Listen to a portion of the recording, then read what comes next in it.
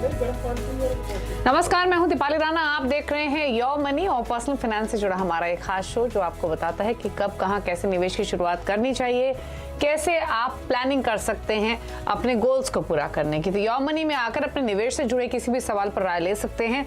तरीका बेहद आसान है। आप व्हाट्सएप के थ्रू, सोशल मीडिया प्लेटफॉर्म या फिर ईमेल के थ्रू पार्टिसिपेट कर सकते हैं। व्हाट्सएप नंबर है 7045220000। yourmoney@nw18.com हमारा ईमेल आईडी है। और साथ ही आप फेसबुक, ट्विटर पर ये शो लाइव भी देख सकते हैं और साथ अपनी क्वेरीज भी हम तक भेज सकते हैं। तो यह है तरीका शो में आने का। फेसबुक, ट्विटर पर जब अपना क्वेश्चन आप लिखें तो #AskAbaz योर मनी लिखकर अपने सवाल को भेजें। आज हमारे साथ आपकी सभी क्वेरीज को आंसर करने के लिए आनंद राठी वेल्थ के डिप्टी CEO फिरोज अजीज मौजूद हैं। फिरोज जी नमस्कार, स्वागत है आपका। और हम सवाल लेंगे उससे पहले आज हम बात करेंगे थोड़े से डिफरेंट टॉपिक की, और ये टॉपिक है कैश फ्लो मैनेजमेंट का, कि किस तरीके से अपने कैश फ्लोज को मैनेज करेंगे तो क्या बेनिफिट रहेंगे, क्योंकि ये एक ऐसा पहलू है जिसको ज्यादातर इन्वेस्टर्स इग्नोर करते हैं, जिसकी वजह से उनकी जो फाइनेंशियल प्लानिंग है वो एट टाइम्स डिस्टर्ब भी होती है। तो बताइए कैश फ्लो मैनेजमेंट कितना इंपॉर्टेंट है और इसकी क्या रेलेवेंस है when it comes to managing finances. Deepali ji, of course इसकी बहुत रेलेवेंस है। कैश फ्लो अगर आप किसी अकाउंटेंट से पूछें, किसी CFO किसी कंपनी के पूछें, तो ये बोलेगा कैश फ्लो सबसे इंपॉर्टेंट होती है। जो बैंकों में आता है वही रियलिटी है, जो बैंकों से जाता है वही रियलिटी है। तो कैश फ्लोज जो है वो बहुत इंपॉर्टेंट है। कैश फ्लोज 3 डिफरेंट तरीके से इंपॉर्टेंट है। पॉइंट 1 ये है कि कैश फ्लो जो क्रेडिट आती है, जब आपकी सैलरी की क्रेडिट आती है और जो आपके खर्चे डेबिट होते हैं, अगर आपने वो बराबर से मैनेज किया तो पैसे आपके आइडल नहीं हैं और वो आपके कुछ ना कुछ कमाएंगे। So I think cash flow increases return, point 1। Point 2, cash flow जो होता है उससे आप अपने डेट ट्रैप में से घुसने से बच सकते हैं।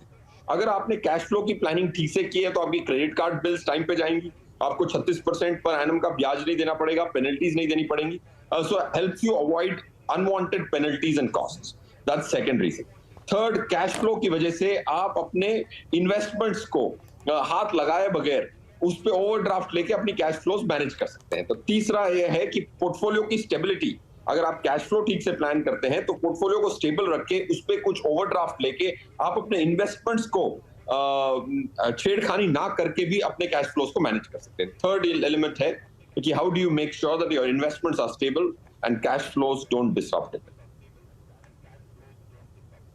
ओके, तो फिरोज जी फिर कौन से वो 5-6 टॉपिक्स हैं, या फिर अगर हम कैश फ्लो मैनेज करना हो तो कैसे स्टेप बाय स्टेप इन्वेस्टर्स आगे बढ़े और किस तरीके से प्लानिंग करें? ठीक, कैश फ्लो मैनेज करने के लिए आपको बहुत सारी चीजें करनी है। पहले तो आपको अपनी पूरी कमाई लिखनी है, पूरा खर्चा लिखना है, पॉइंट 1। एक्सपेंसेस को ले डाउन करना है, इनकम्स को ले डाउन करना है, दैट्स पॉइंट 2। पॉइंट 3, आपने इन्वेस्टमेंट्स को कब यूज करना है, आपके जो भी इन्वेस्टमेंट्स हैं क्या गोल्स के लिए रखे गए हैं, उनकी टाइमलाइंस को ड्रॉ करना थर्ड स्टेप है। फोर्थ स्टेप है कि कंटिजेंसी की प्लान के लिए हमेशा अपने इन्वेस्टमेंट्स पे ओवरड्राफ्ट लेके रखना एक फोर्थ स्टेप होगा। तो काफी सारे स्टेप्स हैं। I think these are the 3-4 important steps Deepali. तो बेसिकली फिरोज जी ने हालांकि सारे बिंदु टच किए हैं कैश फ्लो मैनेजमेंट से। आप कमाते कितना है, आपका खर्चा कितना है, और जो फिर इन्वेस्टमेंट्स बचती हैं, जो रकम आपको बचती है उसको किस तरीके से इन्वेस्ट करना है, क्या टाइम होराइजन है, कितना रिस्क एपेटाइट है, इमरजेंसी फंड है कि नहीं, इन सब बातों को ध्यान में रख के आपको अपनी फाइनेंशियल प्लानिंग करनी है। उसी के हिसाब से पोर्टफोलियो बनाना है और पोर्टफोलियो को रिव्यू करना है। तो उम्मीद करते हैं अगर अब तक आपने अपने कैश फ्लो मैनेज नहीं किए हैं, इन्वेस्ट भी कर रहे हैं, EMI भी दे रहे हैं, घर के खर्चे भी हैं, तो अब से इसको लागू कीजिए अपनी फाइनेंशियल प्लानिंग में। तो देखिएगा कि आप कितने बेहतर तरीके से अपने खर्चे, अपनी इन्वेस्टमेंट्स प्लान कर सकेंगे। कोई और सवाल अगर आपके पास हो इस टॉपिक से जुड़ा हुआ तो बेझिझक आप हम तक पहुंचा सकते हैं। हमारे एक्सपर्ट्स आपके सब क्वेश्चंस को आंसर करने के लिए इस शो में आते हैं। चलिए अब बात करते हैं पोर्टफोलियोज की, और इसीलिए पहले कॉलर से भी कनेक्ट कर लेते हैं। आशीष है हमारे साथ बेंगलुरु से। आशीष नमस्कार, बताइए क्या सवाल है आपका? Good evening ma'am. एक्चुअली मुझे जानना था कि जो मेरा करंट पोर्टफोलियो है उसमें अगर मुझे कुछ चेंजेस करने चाहिए, और अपार्ट फ्रॉम दैट उसमें एडिशनल मुझे 5 to 6,000 रुपीज मंथली इन्वेस्ट करना है। Earlier Tata digital fund direct fund मैंने रखा था, तो शो पे मैंने देखा था, रिकमेंड किया गया था कि थीमेटिक से हमें निकल जाना चाहिए, so I have removed from there. तो मुझे राय चाहिए थी कि एग्जिस्टिंग पोर्टफोलियो में Okay. कुछ करेक्शन आपको कराना है और कुछ एडिशन कराना है, तो 6,000 में एडिशनल पुट करना चाहता हूँ। ठीक है। अच्छा, और आपके इस पोर्टफोलियो को कितना टाइम हो चुका है? मैम ये 2017 से है, अभी 2017 से है, 5-6 ईयर हो गए। ओके, तो 2017 से, हाँ, तो 6 साल हो चुके हैं। फिरोज जी, जैसे आपने सुना 17,250 की इनकी मौजूदा एसआईपी है और फिलहाल 6 से 8,000 रुपए और ये इंक्रीज करना चाहते हैं। जो गोल लेके चल रहे हैं वो 15 से 20 इयर्स में 2.5 करोड़ का है। एक चीज उन्होंने जैसे मेंशन की, टाटा डिजिटल ये होल्ड कर रहे थे, लेकिन शो में इन्होंने कई गेस्ट को सुना, उससे निकलने की सलाह दी, तो वो ये पोर्टफोलियो से निकाल चुके हैं। अब इनके पास जो फंड्स है उसमें HDFC small cap, Nippon India small cap, SBI small cap, HSBC mid cap और एक्सिस ब्लू चिप है। बताइए इनके पोर्टफोलियो पर सजेशंस और इनके गोल पर राय। यस, आई थिंक आशीष, जो आपने थीमेटिक को एग्जिट किया है मेरे हिसाब से बहुत वैलिड है, क्योंकि एक रिटेल निवेशक को एंट्री एग्जिट दोनों टाइम करने में काफी दिक्कत होती है, तो आप कन्वेंशनल डाइवर्सिफाइड इक्विटी फंड से ही अपने पूरे लक्ष्य को पूरे कर सकते हैं Ashish ji. That's point 1। Point 2, जो आपने 13 लाख रुपए इकट्ठे किए हैं, 25,000 रुपीज करना चाहते हैं, 17,000 अभी भी कर रहे हैं और 6-7 हजार जब ऐड करेंगे तो 24-25,000 हो जाएगा। अगर आप इसको 20 साल तक कंटिन्यू करें और पेशेंस रखें और 14% की अगर रिटर्न आ जाती है तो आप 5 करोड़ को एक्यूमुलेट कर पाएंगे, 2.5 करोड़ से दुगना, आपके टारगेट से दुगना आप एक्यूमुलेट कर पाएंगे। So that's the good news. Second, third, आपके पास स्मॉल कैप फंड्स काफी ज्यादा हैं, 3 स्मॉल कैप फंड्स हैं out of the 5। So of course I will suggest you to exit one of them. SBI small cap आप exit कर सकते हैं, axis blue chip को आप एग्जिट कर सकते हैं। एक्सिस ब्लू चिप हमारे मॉडल पोर्टफोलियो में भी था, बट हमने 1.5 साल पहले उसकी एग्जिट बोल दी है और उसमें लास्ट 1.5 साल से काफी निफ्टी पे अंडर परफॉर्मेंस आया है, in spite of it being a large cap fund. So उसको we will continue to say an exit. अब 5 स्कीम्स जो हमारे नए मॉडल पोर्टफोलियो में इंक्लूड हुई हैं उसको रैटल आउट कर देता हूं। Franklin India blue chip, SBI large and mid cap, SBI contra, HDFC flexi cap and ICICI Pru focused equity. ये 5 फंड्स आप अपने पोर्टफोलियो में शामिल कर सकते हैं। 2 एग्जिट, तो टोटल 8 स्कीम्स 24,000 के लिए 8 स्कीम वाजबी है। I think you will have a well diversified portfolio Ashish ji. Okay, तो आपके पोर्टफोलियो को लेकर सजेशंस दिए गए हैं। आप थोड़े से बदलाव कीजिए पोर्टफोलियो में, गोल आसानी से हासिल कर सकेंगे अगर आप एसआईपी जो इंक्रीज करने का प्लान कर रहे हैं उसको ध्यान में रखते हैं। तो बाकी आप इन्वेस्टेड रहिए अपने पोर्टफोलियो में और रिव्यू करते रहिए। अब बात करेंगे अगले कॉलर से। कृष्ण कुमार बिहार से हमारे साथ हैं फोन लाइन पर। कृष्ण नमस्कार, बताइए क्या सवाल है आपका?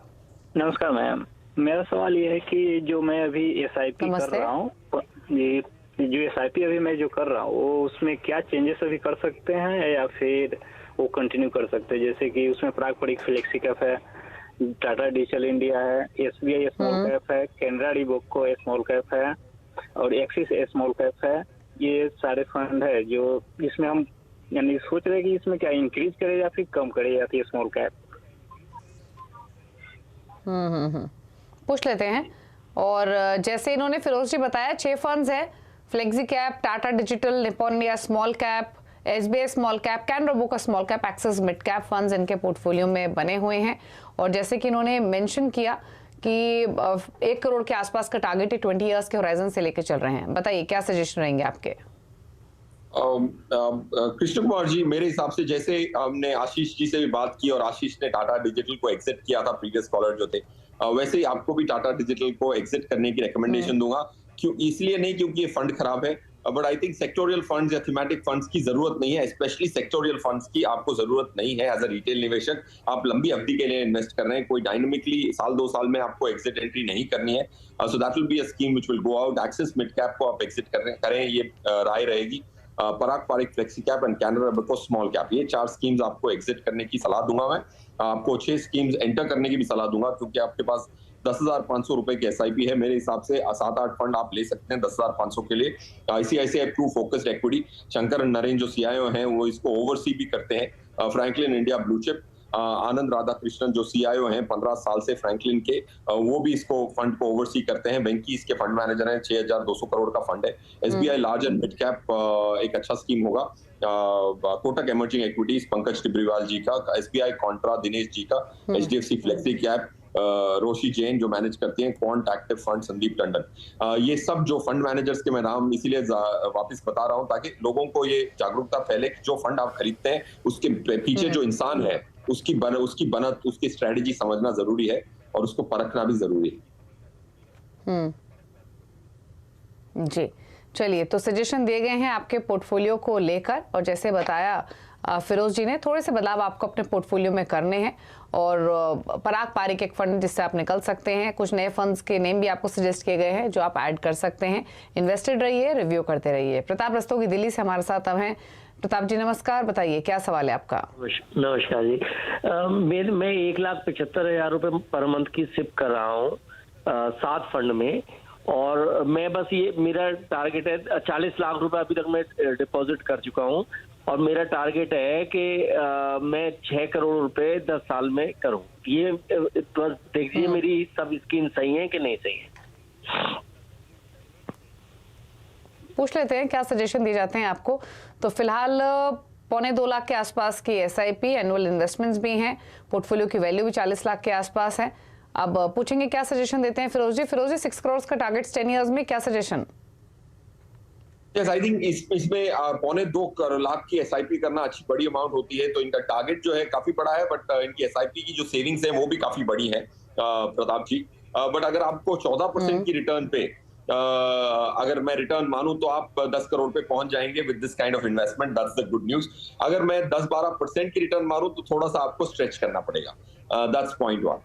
पॉइंट 2, आप सेक्टर फंड्स को अवॉइड करें, ये एक फंडामेंटल राय रहेगी। सेकंड, एक एसेट मैनेजमेंट कंपनी में ओवर लेवरेज ना करें, क्योंकि आपके पास 2.25 लाख रुपए की SIP है और 7 स्कीम्स हैं, तो एक एसेट मैनेजमेंट कंपनी में ज्यादा ओवर लेवरेज ना करें। जैसे आपके पास SBI के 3 स्कीम्स हैं, तो उसको आप थोड़ा रिकंसिडर करें। 2 स्कीम्स हैं, so don't over leverage on one asset management company. थोड़ा सा लार्ज कैप, मिड कैप और स्मॉल कैप में, लार्ज में 50%, मिड कैप में 30% और स्मॉल कैप में 20%। ये फंडामेंटल प्रिंसिपल्स मैं बोल रहा हूँ। जो स्कीम्स आपको बदलाव करनी चाहिए हमारे हिसाब से, ICICI Pru India opportunities fund को आपको एग्जिट करना चाहिए, SBI मैग्नम मिड कैप को एग्जिट करना चाहिए, HDFC flexi cap, Franklin India blue chip, Aditya Birla small cap and quant active. These are the 4 schemes you can enter। तो इसकी वजह से आपके पास 9 स्कीम्स हो जाएंगी। मेरे हिसाब से 2.25 लाख के लिए 9 schemes is not over diversification. And debt में भी 2 स्कीम्स बता देता हूँ प्रताप जी आपको। तो चलिए बताइए। निप्पॉन इंडिया निफ्टी G-Sec सितंबर 2027 मैच्योरिटी का जो इंडेक्स फंड है वो, SBI CRISIL IBX gilt index April 2029, दोनों में गवर्नमेंट ऑफ इंडिया को पैसा लेंड किया जाता है और 7% की प्री टैक्स रिटर्न्स की आप उम्मीद कर सकते हैं। ओके चलिए, तो ये सजेशन आपको दिए गए हैं, उसके हिसाब से आप अपनी प्लानिंग कर सकते हैं, और कोई कंफ्यूजन हो तो अपने क्वेश्चंस भेज सकते हैं। चलिए, इसी के साथ एक ब्रेक का भी वक्त हो गया है। ब्रेक के उस पर कुछ और सवाल लेंगे। फिरोज जी हमारे साथ बने हुए हैं, चल वापस आते हैं।